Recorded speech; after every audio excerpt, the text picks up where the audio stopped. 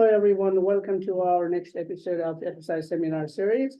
Today, we have Dr. Conor Nixon from NASA Goddard Space Flight Center, Greenville, Maryland. He's a planetary scientist there and the head of Planetary System Laboratory.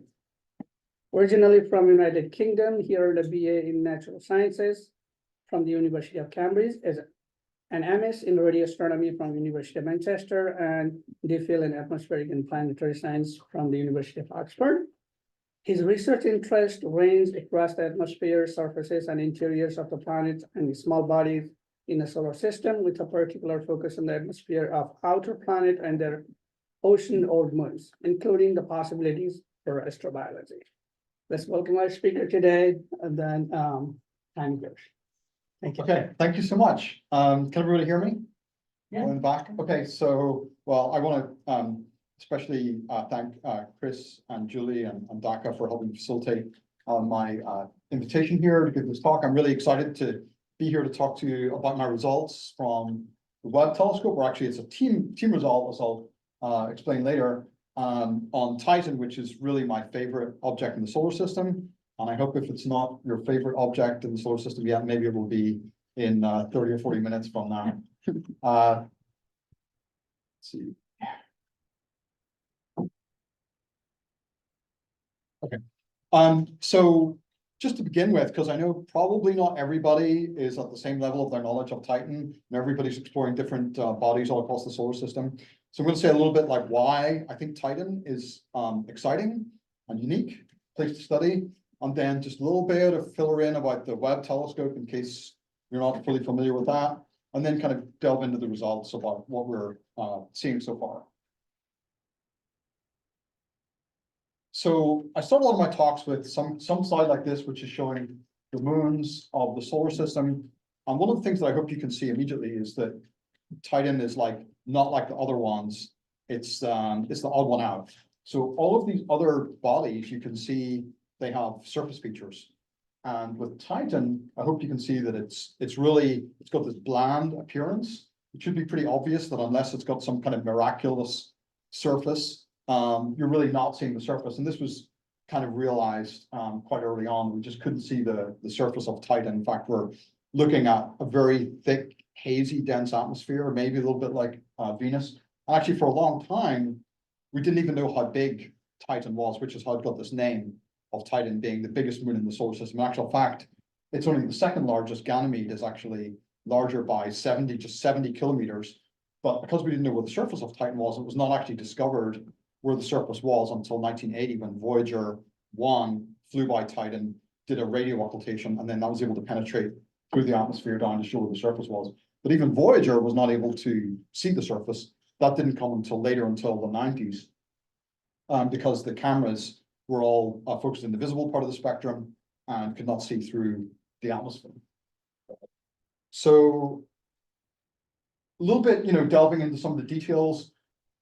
This is an image from Cassini. Now, this is what we call high phase angle image. So you're looking back towards the sun. You can see scattering from the atmosphere, and you can see that there's actually this kind of ring almost around the planet. This is actually a haze there at about 300 kilometers, and this shows that there's a lot of activity going on in the atmosphere. There's particles being produced. These have to be small particles, which are forward scattering particles.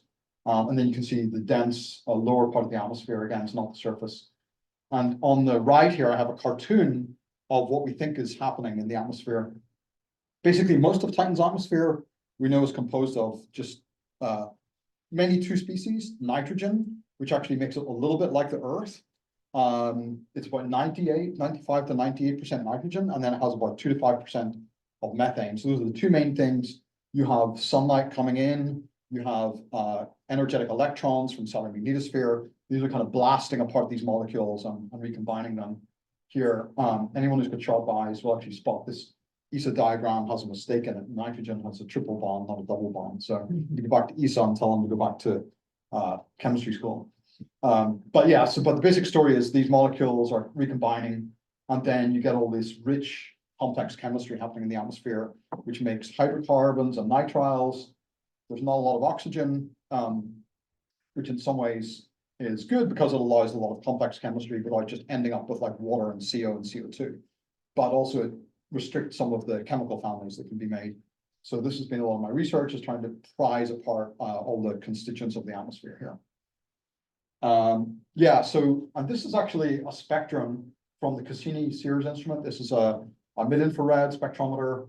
For those of you who are used to thinking in microns, this is like 50 microns. Well, over here it's almost a millimeter. This is 200 inverse centimeters is about 50 microns, all the way to like 7 microns. So you can see there's this strong band of methane here. It's 7.5 microns, and then there's all these other hydrocarbons, some nitrogen-bearing molecules like HCN. You also see a little bit of CO2. So this is kind of the spectrum. So this is a prelude to what we're going to see with Webb, because of course Webb with the MIRI instrument also covers from 5 to 25 microns, so it cuts off, you know, around here, 400 wave numbers. So we don't go all the way to this part of the spectrum where we get into these rotational lines, but we see all this mid-infrared part of the spectrum where we're seeing these vibrations of all these complex chemicals. And so this was a Cassini spectrum, and this began to tell some of the chemistry that's going on in the atmosphere that we want to investigate more with Webb. And then looking at the surface, you know, Titan is unique in so many ways. First of all, it's the only moon that has a dense atmosphere. And also it's the only place other than the Earth where you actually find meteorology going on. We actually find rainfall. You could go and you could have like literally like raindrops falling on your head and creating rivers, seas, and lakes. And of course, this is a false color image. This is a radar image. So this is a scattering image. And what it means is that anywhere that's dark means that the radar is not scattered back towards the spacecraft. The radar is reflected away. So it's smooth and kind of mirror-like. And anywhere that's rough scatters back towards the spacecraft, so it's bright. And then they just painted this with false colors to make it look like North America or something. But these are real lakes and seas, but they're seas of methane, mostly methane, with some other things in as well. And for scale, these are about the same size as the Great Lakes of North America. So these are pretty big by Titan standards, and they all seem to be around the north. This is the North Pole here.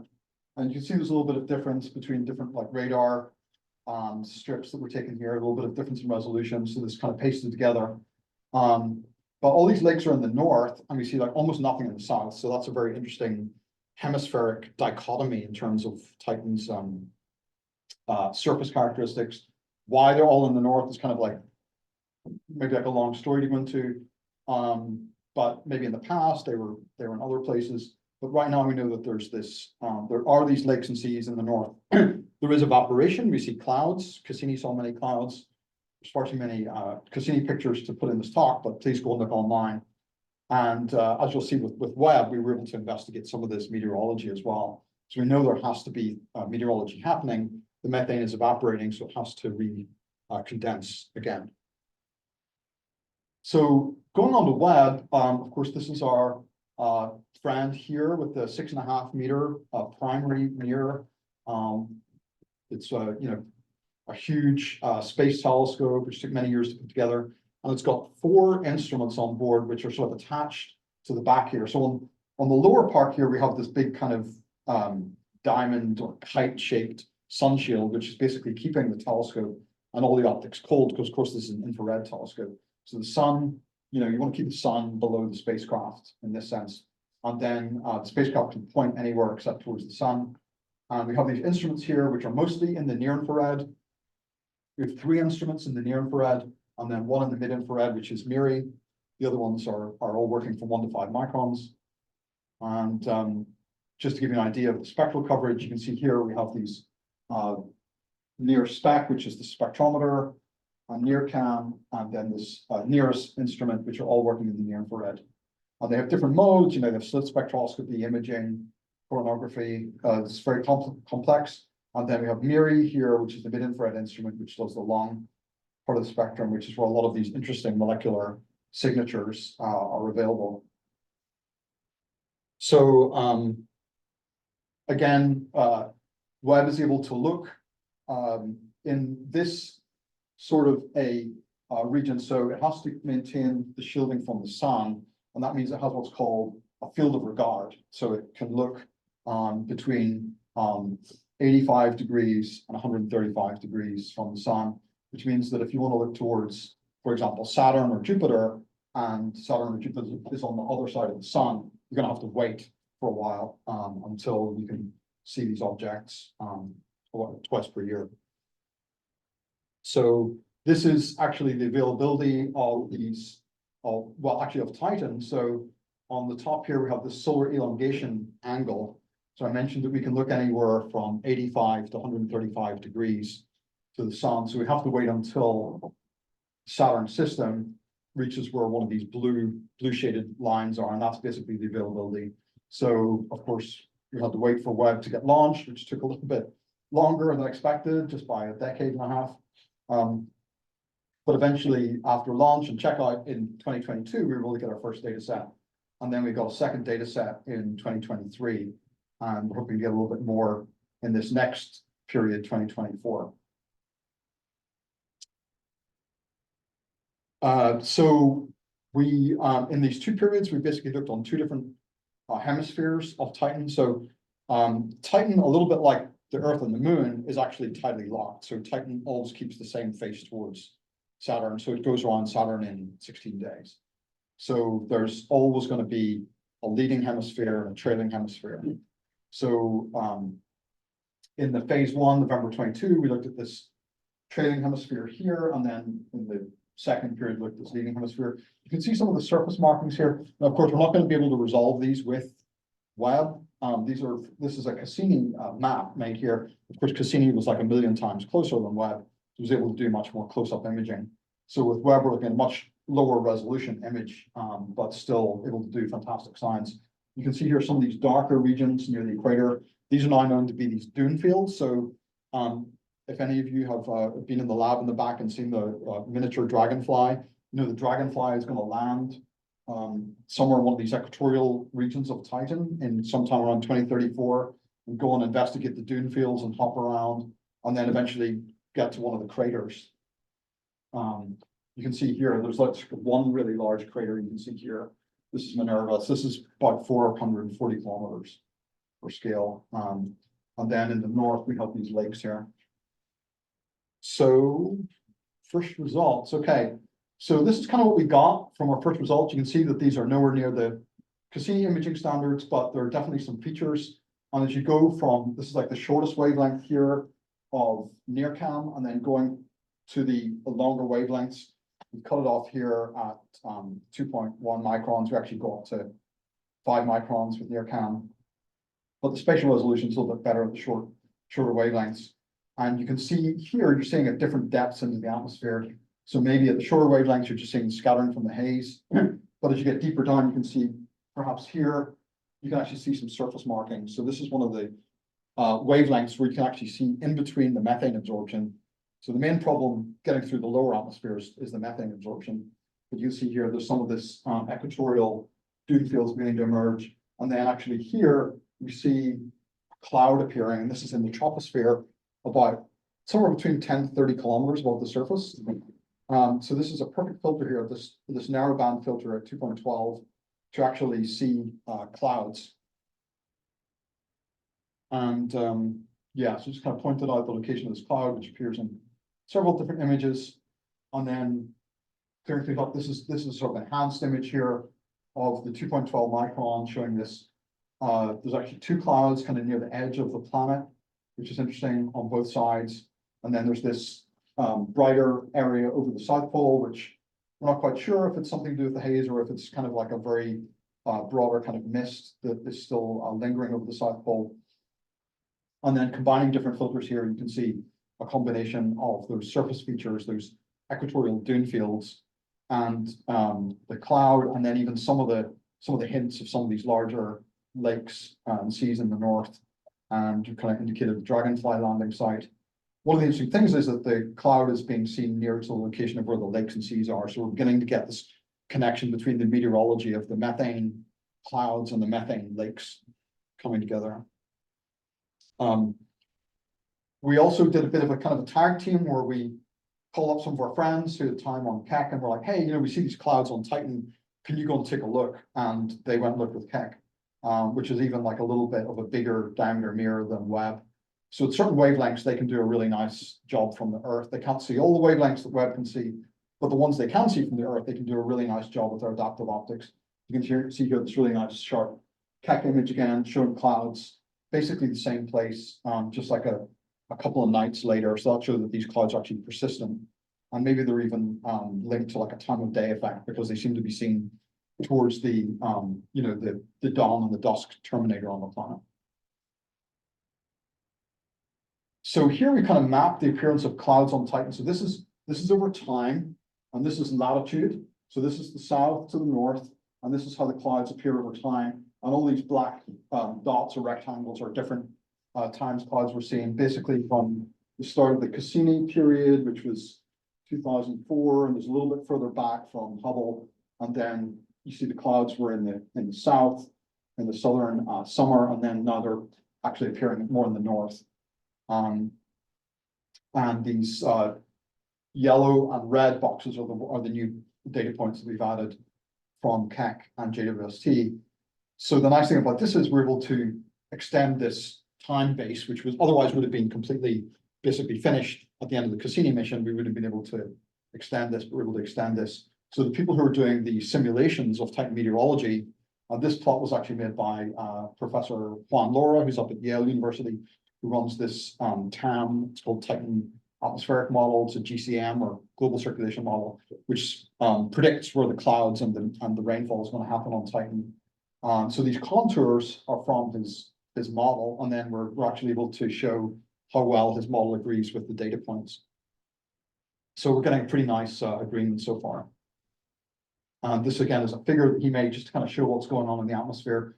So right now we're just getting towards the end of the northern summertime. In fact, next year in 2025, we're going to be at equinox. That means the pole will be perpendicular to the ecliptic.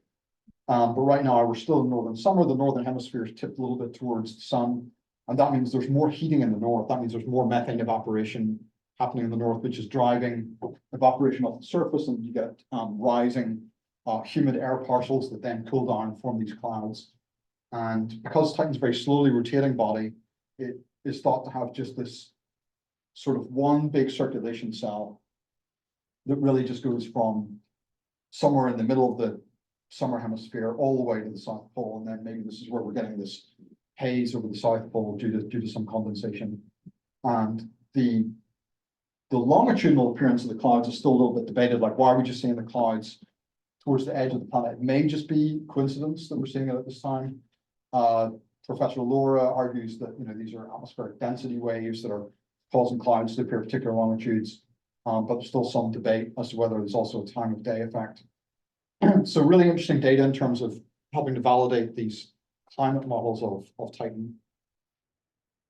And then just last summer, so that previous data was from 2022. This is now 2023.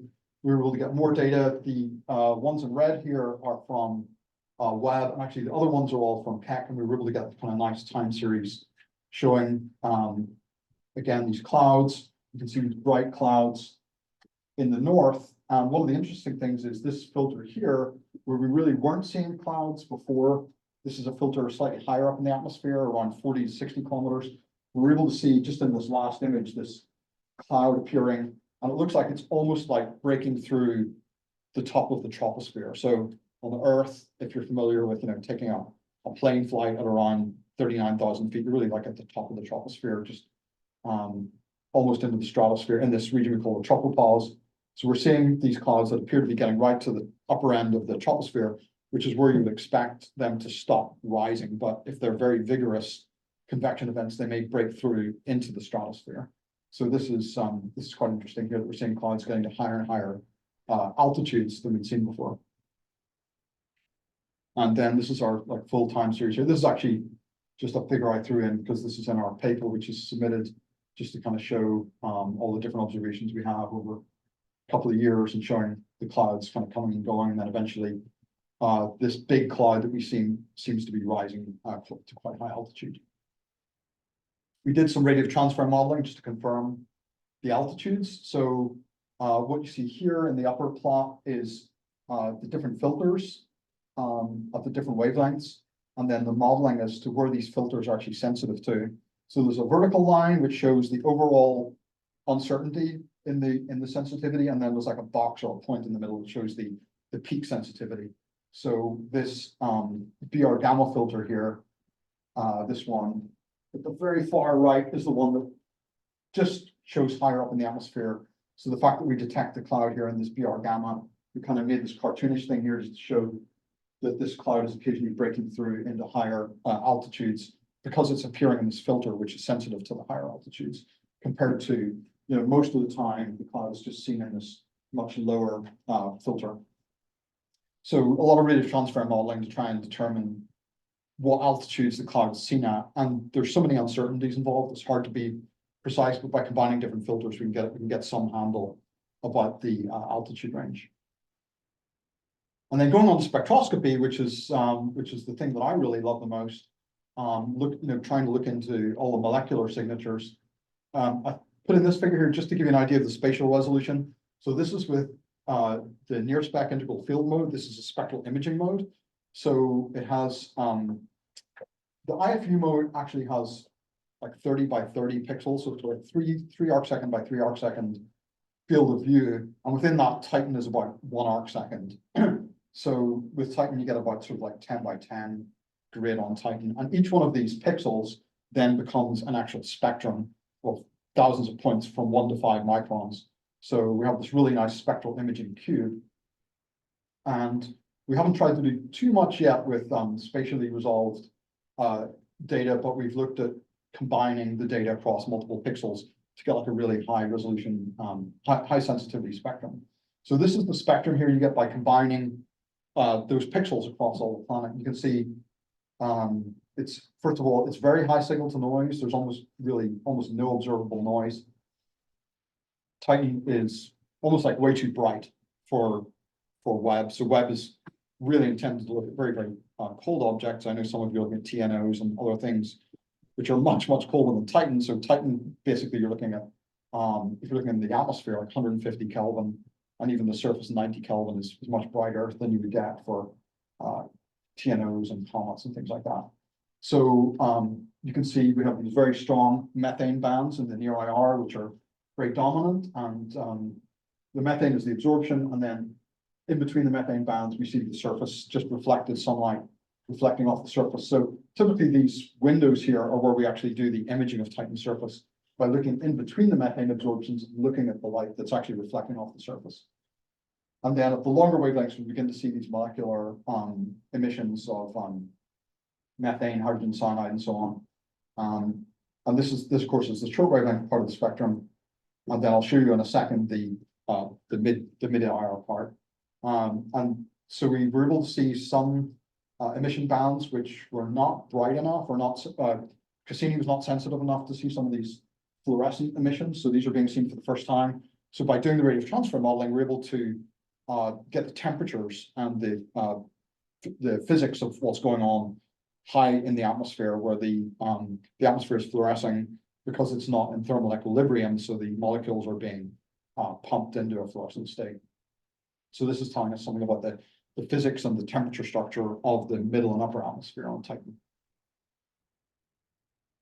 So yeah, just kind of close up look at some of these bands here, just to see that these are almost like laboratory measurements with almost no noise. You can see close-ups of some of the bands here. And again, and then just kind of like what they look like if you try to image them. They're pretty difficult to tell much from the imaging, but definitely from the spectroscopy, there's a lot of physics that we can pull out of these bands again here, which are seen really for the first time with Webb. So this is all in our paper, which has been submitted, and it's hopefully going to be out pretty soon. So I want to go on to the mid-infrared part. Again, you can see the time you get in the mid-infrared, the point spread function of the telescope, which is this red circle I've plotted here, and this is just the diffraction limit of the telescope based on the aperture size and the wavelength of light. So you can see that the PSF is really getting quite big here, and the pixels of the MIRI instrument are sort of intended to mimic the fact that as you go to these 4 different channels of MIRI, you're kind of like following the growing PSF size, so the pixels themselves also get bigger, trying to maintain a minimum of like 2 pixels per PSF. And then behind that, I plotted the size of Titan. So you can see here, you're not really going to be spatially resolving Titan in the mid-infrared, but what we do get is a really nice, again, a really nice spectrum. So some parts of the spectrum shown here. The blue is actually from Webb, and then in the black, we were kind of comparing it here to a lower resolution spectrum that we have from Spitzer, which was an earlier space telescope, just to show the kind of improvement. You can see here really noticeable difference in the spectral resolution from Spitzer, which is like a resolving power of like 100 compared to MIRI, which is 3000 or 1500 to 3000, something like that. So you can see, you know, these bands, which were not being resolved by Spitzer, are being resolved really nicely by Webb. The red lines just actually show where the spectrum is saturating. So I said Titan is so bright that when you get into some of these really bright molecular emissions, they just fill up the detector wells and saturate. There's not really much we can do about that, because if we want to see some of the weaker features, we have to integrate for a certain amount of time. Otherwise, we're not going to see the weaker parts of the spectrum. So we just have to saturate in some of the stronger lines. But that's okay, because we don't really need every single line of methane or acetylene or something to be able to know what the abundance of the gas is. So there's some parts of the spectrum we just have to exclude. And let's see. So one of the, so I wanted to point out this. So it's probably barely discernible here, but there's a little tiny little ripple here in the spectrum. We were kind of intrigued. I probably should have blown this up a bit more, but you'll see it on the next slide. And it turned out that this was something that we had looked for with Cassini, but we never had high enough signal to noise to see it. And it actually turns out to be CH3, which is methyl, which is like a part of methane. After you break it up by sunlight, you photolyze it, and you get methyl. So it's a radical species. A radical means that it's very reactive because it's got a free electron. It loves to just meet another methyl molecule and make ethane, which is C2H6. And a lot of the product of methane photochemistry just turns into ethane. So you can see this is actually a zoomed in detection here. The data, and then a couple of different models that we ran here showing the detection. And then this is some temperature profiles we ran here, and then some vertical gas abundance profiles on the right. And so this is actually the first time we've detected directly a radical species through remote sensing techniques. So what this enables us to do is kind of like see an intermediate. So before we've seen like the methane and we've seen the ethane, but we haven't seen this kind of elusive intermediary species. In astrophysical environments, we've got much lower densities. It's much easier to see radicals like in molecular clouds and so on. But in a planetary atmosphere, these things react very quickly, so it's quite hard to see them. Probably this has been detected in the mass spectrometer in Cassini in the upper atmosphere. The problem is in the mass spectrometer, you're not quite sure what's coming in from the outside and what you're actually making by impact within the instrument. So it's a little hard to tease those things apart, because of course you fragment methane in the instrument and you're going to see CH3 and CH2 and CH and so on. So this is the first time we've been able to like isolate methyl. And this is going to give us a handle on like the photolysis rate of methane, like how fast is methane being photolysed and how persistent is it, how long does it take to react with the cell. So we can get some handles on the chemistry through doing this. And, hopefully we'll be able to, as time goes on, see other radicals, like CM would be a great one to detect as well. And then, and then I just kind of pointed out where this is in the grand scheme of things here. This is a reaction network. This is, I should have put this on here, but this is from a 2004 paper by Eric Wilson and Sushila Treya, University of Michigan. It shows kind of the network here. The ones that you see in the bold circles are the ones that are the stable species with like the filled electron shells, the ones that are fully bonded. And these are the ones that we detect most easily. So we've seen, methane and ethane and acetylene, ethylene, propane, and so on, all the way up to benzene on the right here. But we don't see these more reactive radical species, think C2 or C2H, ethynyl radical. So this is the first time we've detected a radical. And this is probably going to be the most abundant radical, but it is the first time. So that's kind of a nice result that we got on something that we've seen from the first time from Webb. Okay, well, I guess I've gone a little faster than I thought here, but, you know, just to look towards the future, we have another data set coming up this summer, 2024. We're going to be doing more spectral imaging with near spec. And in fact, instead of doing just the 2 hemispheres, we're going to try to do 4 hemispheres that are 90 degrees apart this time. So that will give us a better look at those kind of boundary regions that we didn't get so well between the 2 hemispheres. So that'll be quite exciting. We're also going to get another full spectrum with MIRI. We're not doing the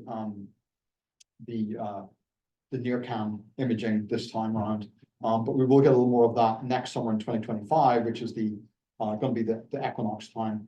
And with Cassini, we actually saw right after equinox there were some really big storms that broke out. So we saw some big kind of storm fronts. If any of you are familiar in the US, occasionally we get these really violent storm fronts called derechos that kind of sweep across and cause these violent rainstorms. We saw something similar on Titan in 2010. So right after equinox, that could be a time when the circulation is kind of switching directions from north to south, but going from south to north. And that seems to be a time when there's a lot of change happening that sort of stirs up some violent storms. That could be quite exciting, late 25, maybe into 26.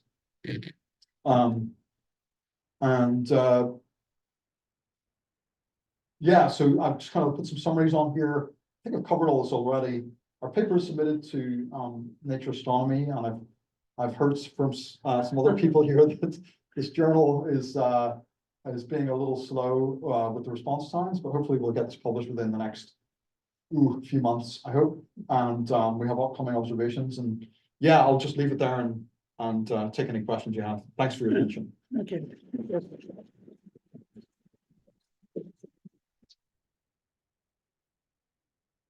Okay, I think I'll go with online participants first. Looks like I missed a hand raise earlier. If you still have questions, please unmute yourself and ask a question. Yeah.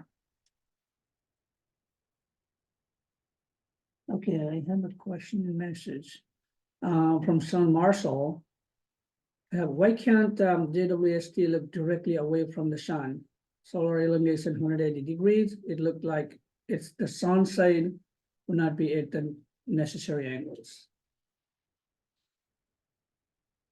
Well, why can't it look directly 180 degrees? So if you flip it over, then you're going to have the telescope side towards the sun, and then the sun shield is going to be on the wrong side now. So it's just going to be collecting sunlight. I think he means on the diagram you had, at the early part, it had a yellow arc. Okay. There's a black section on the far left, on the anti-sun side. I believe he means, see that gap on the left side away from the sun? Which On one? in your left figure? Here? Yeah. You can't go in elevation. I assume that's what Sean was asking, not why. Yeah, so if you turn it through 90 degrees so that the sunshade is like that, you need to be here to look away from the sun. So you would be shielded from the sun, basically. Okay, thank you.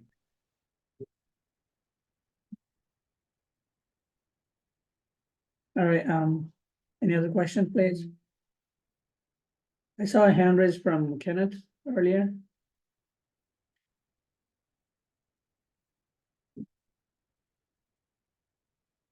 That wasn't actually a question. Sorry. All right, any questions? Yeah, maybe it's a naive question, but I was wondering why or what means you guys seeing a higher clouds than rather than the lower ones. It's a specific storm or what weather condition it is. Yeah, so If the it's, question is like the altitude of the clouds? yeah, because you showed it is the first time that you guys detect like the higher clouds. Right. And what these clouds means exactly, because it can be a different storm phenomena. Like this. Yeah. Or I don't know, because usually here we have these heavy clouds being lower than the rain clouds is lower usually. So it can be some weather phenomena happening. Yeah, I mean, I didn't get all the details. I'm really here just talking about the convective methane clouds, which are in the troposphere, Mhm. which is below 45 kilometers. There are other clouds in the stratosphere, which is more like what on the Earth you would see like these cirrus, like ice clouds. So there are other types of clouds that we see, and some of them are actually pretty high up, like 300 kilometers, which are thought to be other substances. So what happens is in the very top of the atmosphere, when you get the methane and the nitrogen that's broken apart and it makes all these nitriles and everything, they kind of like trickle downwards or like diffuse downwards. And then they get to a point where the atmosphere gets cold enough and they form like cirrus clouds. Mhm. So during the southern winter, there was like this big cloud seen over the South Pole of Titan that was thought to be maybe like HCN because it was at the right altitude where HCN would condense. These clouds are, these are more like these sort of like thunder clouds. So I suppose on the Earth, you can think about the different types of clouds. You get like your cumulus clouds, but then you might get your like cumulonimbus or something. You get like these towering clouds that are taller. So it's maybe something like that where you see sort of smaller clouds, but then when you get a really big one, it's more vigorously convective and it's going higher. Okay. You know, it's almost. Mhm. Did that answer your question? Yeah. I was just wondering what this means if I was there, I mean, in seeing the thing. Yeah, they have like different vertical extents, right? Okay. So they're probably gonna mostly start to form at around the same cloud base. Mhm. But then how high they can get, just determines like how vigorous the convection is at that time and how much what the humidity is. Okay, thank you. Great presentation. I noticed you in your photolysis map in your hydrocarbon kind of chain between the different radicals and different stable molecules. Yeah, I noticed the chain goes even all the way up into benzene. yeah. Do you guys see any in your data like any like higher order like aromatics, like any larger structures come out of this atmospheric process? It seems really interesting for developing larger organic molecules. Yeah, it's a great question, something I'm really interested in. So this is just kind of like, you would say this is just like the start of the Titan chemistry, because it obviously, it doesn't just stop at benzene. Yeah. It builds bigger and bigger molecules. And what you see when you're really looking at this orange smog or haze of Titan is you're seeing particulates. And what this means is that sometimes people used to liken this to like LA smog, and of course LA doesn't really have smog anymore because they cleaned everything up. So we can't really use that analogy anymore, but maybe some other city has really bad smog. So like from car exhausts, when you have these like hydrocarbons that come out and they kind of build chain molecules, have these like PAHs, polyaromatic hydrocarbons, and then there's some level where they're chemically bonded, and then there's some level where they just get like big molecules that are just like sticking Like together. pi stacking? What? Like pi stacking, like in the atmosphere, or are they just individually, like, is the density high enough for them to be able to bond like from layer to layer? If you're talking about PAHs, right? Yeah, some combination of like Okay. like covalent bonding, but also just like, like van der Waals Wow. bonding of just, like sticking. So this is just the start. Like we know it doesn't stop at benzene. And if I had the foresight, I would have put in like the mass spectrum of Titan. So on Cassini's mass spectrometer, we had a mass spectrum went up to like 100 DA. So we got like a little bit past benzene. Benzene's 78. So we got up to 100. So we could see that there was things with like bigger than benzene, like C7 and C8. And then there was this other instrument called PAPS. It was like a plasma spectrometer, and it went up to like 10,000. You could see that there was like all these mass peaks going all the way up to like into the thousands. So we know that it's sort of like, it's like a continuum. It doesn't just stop at benzene and then you're done. It's definitely, the atmosphere is probably making like 2 and 3 and 4 ringed PHs. And then there's a lot of debate about how much of the chemistry goes into what we call fused rings, where we have these kind of like hexagonal rings that are all tightly coupled together, versus polyphenols, where they're basically just kind of like more loosely bonded together, versus sticking. So there's a lot that's not known, and some of the work that I've done is to try to search for what we call heterocycles, which are PHs, but like you take out a carbon, you put a nitrogen in the ring, and if we could find any of those, that would be really exciting, because those are of course used in nucleobases to make like DNA, like purines and pyrimidines. We believe that those are perfectly plausible to be made in Titan's atmosphere, but right now we don't have direct evidence of those.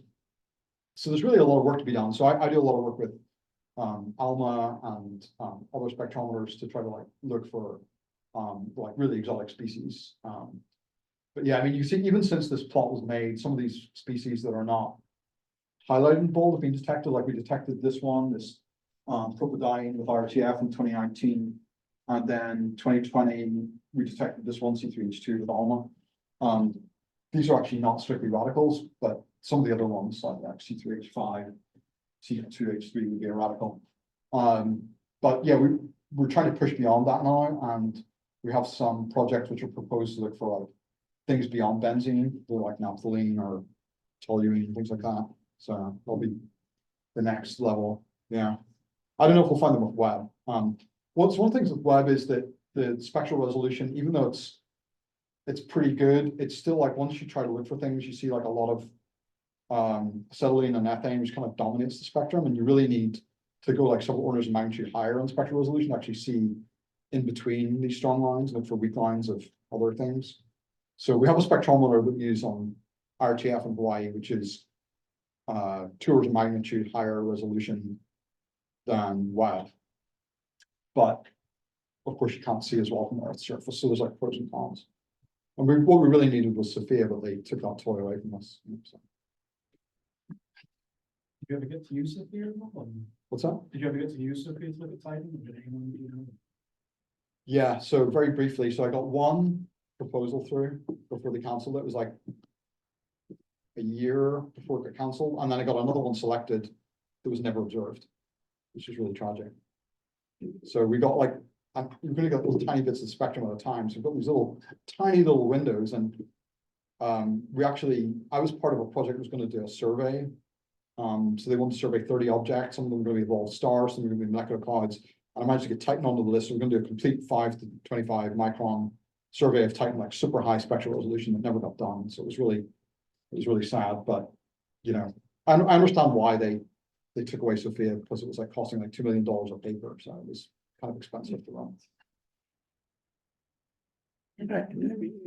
Yeah, probably the question that I have is not about the Webb observation, but it's more about the haze.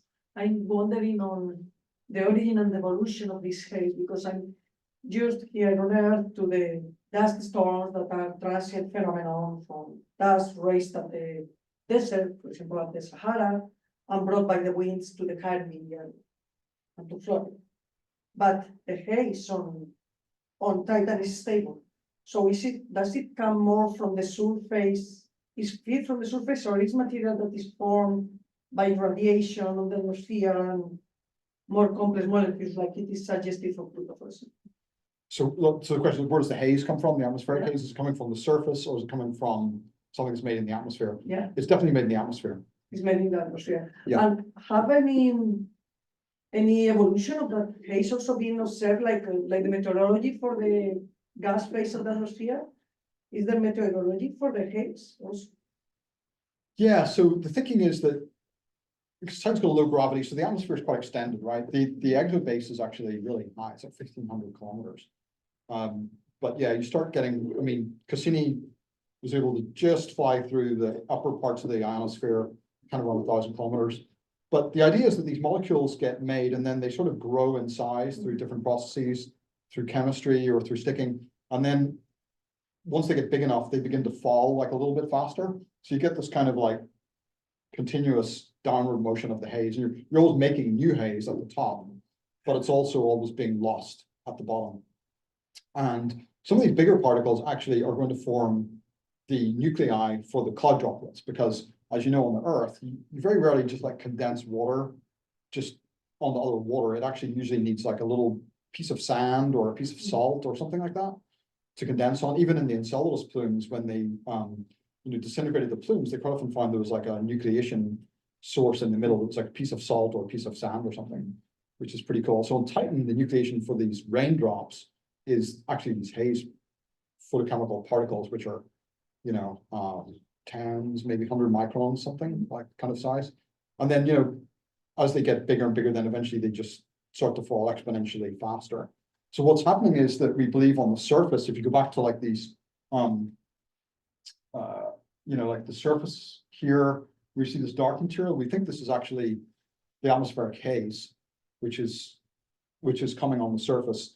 Now, there's a little bit of debate about these dunes. Are the dunes literally just particles which fall out of the atmosphere, or do they have to then be processed on the surface? Like they get maybe accreted into, you could think like some kind of like solid, like, I don't know, hydrocarbon material, like, you know, like a lump of like resin or something like that. And then later on, like they get broken up again by wind, like aeolian processes, and like made into grains.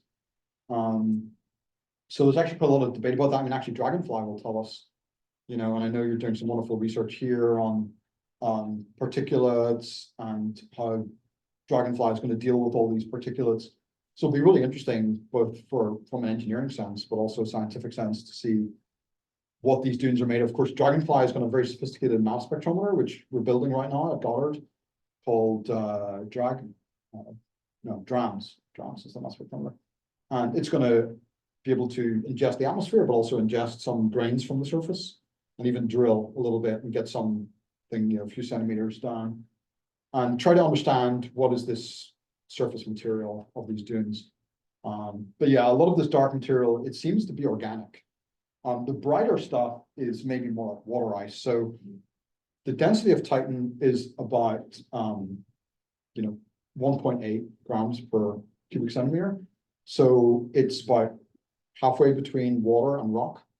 So that indicates to us that Titan itself, if you want to build a very crude picture, is about 50% water ice and 50% like rock. The space. The whole thing, the bulk density. So on the Earth, you have like an iron core, and then you have rock, and then the density of the Earth is sort of intermediate between metal and rock. But on Titan, your core, instead of being metal, your core is going to be like silicates, and then the shell, because it's thought to be mostly differentiated, is going to be water ice. And then there's a lot of debate about whether there's an ocean inside. It's actually, it's thought to be quite clear that Titan is kind of like deforming in a way that indicates there's an ocean. Now some people are saying, no, maybe it's not.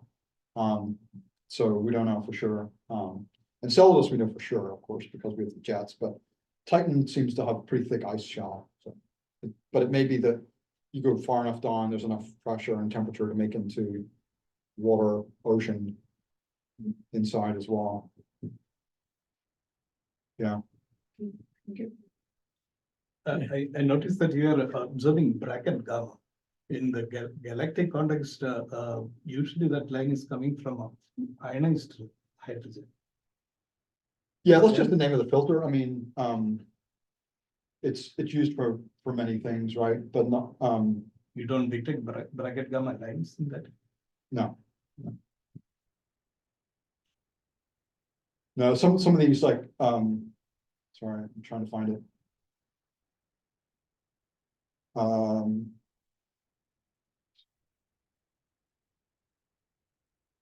Yeah, like it's labeled BR gamma, yeah, and then there's like H2 and HE. I mean, we're not observing helium lines. These are just the names of these filters, which are really given for stars. Yeah. Yeah, those ones are all from Keck. And on Webb, they don't use these names like bracket gamma or HE or H2. They just use the wavelength. So 164 is like 1.64 microns, and 187 is 1.7. They don't use those other like emission line type terminology. Yeah. It's just convenient for us to find the filters which are most useful for seeing different depths.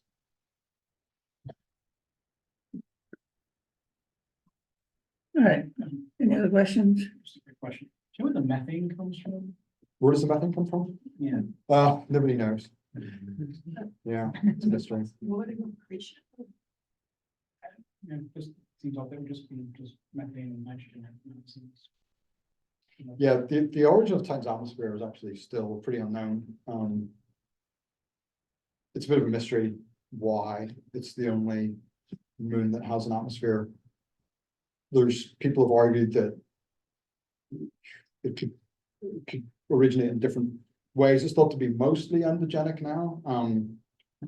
But the problem is that the methane gets destroyed by sunlight, and it gets destroyed pretty fast. So the amount of methane that's in Titan's atmosphere right now will only last about 10 or 20 million years. So that's kind of weird on the edge of the solar system. Is either we're seeing like the last of a primordial atmosphere, which would be kind of coincidental, so again, in the last 1% of its lifetime, or it has to somehow be replenished. And before Cassini, a lot of people thought that Titan was kind of volcanically active and it's spewing out methane all the time. Now we don't really see any volcanoes, so we don't really know. So it's still an ongoing mystery. There's some theories that say that maybe like 500 million years ago, there was a big like mantle overturn, which kind of like really just changed the whole crust and surface and then belched out all this methane. Yeah. So for the endogenic origin, it's like you need water ice, not even liquid, in contact with a bedrock of complex organics, and you would generate the CH4. If it is warm. Yeah, you can generate it, yeah, like through some like serpentinization or something. Mhm. There's people have argued that. The problem is that the ice shell appears to be very cold, thick and rigid, so it's very hard to get it out, even if you make it inside. But there's a lot of things that are not known, like there's still some kind of possible tectonic features on the surface that may indicate there's some fracturing. So there could be methane, which is captured in clathrate, and then how do you get it out of the clathrate? So there's a lot of work going on this.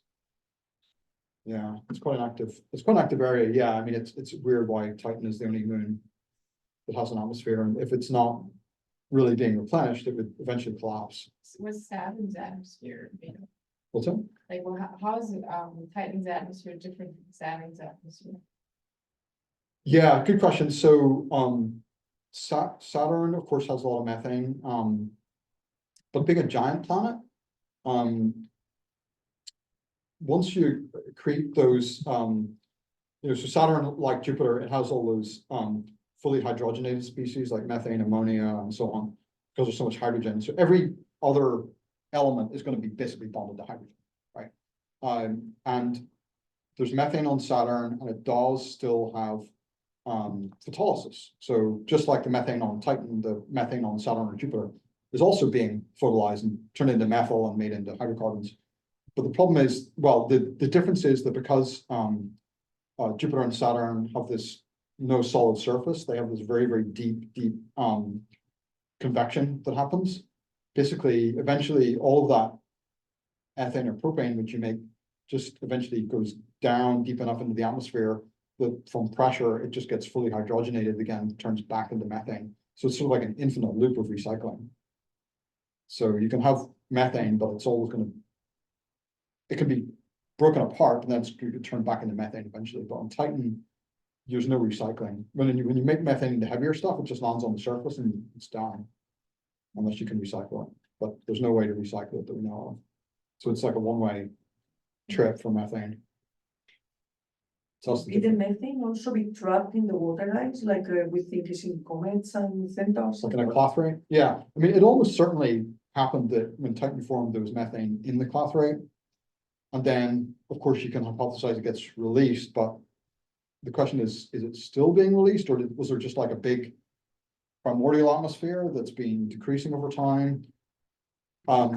There's a guy, Matthew Tricouin, who came up with a very clever hypothesis that they actually showed that if you have methane in the clathrate, in the crust, and you make ethane, the ethane can come down on the surface and can push the methane back out of the clathrate. So you can displace the ethane with the methane. And that way you can replenish one carbon atom for every two which you lose. So you can make 50% recycling. But eventually over time, that's going to slow down the inevitable loss of carbon. So you can stretch out the time scale by doing that. But there may be other things going on. There's a lot of things we don't understand. Like in the north, some of the structures of the lakes are quite unusual. They have these kind of like, a lot of the lakes have these kind of weirdly kind of rectangular outlines, kind of blocky, almost like 90-degree corners, which is sort of indicative of like faulting or rifting, like we say like maybe like karst type terrain. So there may be things going on that we don't fully understand, where you're getting like maybe there's some very porous subsurface and you have things that are like collapsing and then generating more methane. I mean, one of the good things about Titan is that you discover things about Titan quite slowly because it's got this like really thick atmosphere. So it's very easy to see what's going on at the bottom of the atmosphere. So, you know, we need probably, I don't think Dragonfly is going to tell us everything that we need to know because it's not going to go anywhere near the north where the lakes are. It's going to stay around the equator. So we definitely need something else to go to the north, and maybe there's been proposals of like boat or submarine or something, or you can have like anything you want, you know, for airplane or hot air balloon. There's lots of ways to explore around on Titan, probably easier than Mars for sure, in many ways. Because the atmosphere is really cold and dense, it's really easy to fly. Titan. Just curious, what was the range of the Dragonfly? Do you remember like what it's planning to cover? How far can it Yeah. go? So my recollection is it's lying about 100 kilometers, I think, away from the crater. So the real intention is to get this crater called Selk, but they didn't want to land in the crater because that's a little bit too risky. So they're going to land in the dune fields. The dunes are about 300 meters tall, we're quite consistent, and then they're about 1 to 3 kilometers spacing, so they're quite regular. So it's going to sort of hop over the dunes, and it's not going to be something that's just like flying all the time. So we're going to fly like once a month. So it's really more of like a hopping lander, and then it stays there, does its old sampling, then it hops across to the next dune. So over time, it's going to try to get to this crater cell, and the idea is that when it gets to the crater, there's been like excavation into the crust.